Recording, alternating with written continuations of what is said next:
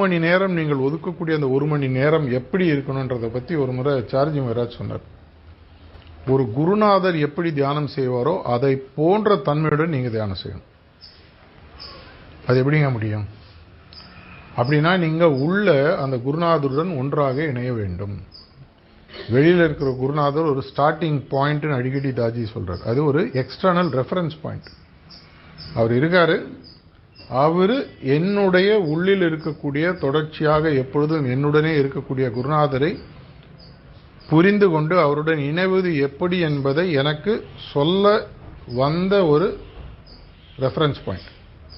ஒரு வாத்தியார் படிப்பு சொல்லிக் கொடுக்குறாருன்னா அந்த படிப்பை நம்ம ஃபுல்லாக வாங்கிட்டோம்னா அந்த வாத்தியார் தன்மையை நம்ம உள்ளே வாங்கிட்டோம்னு அர்த்தம்.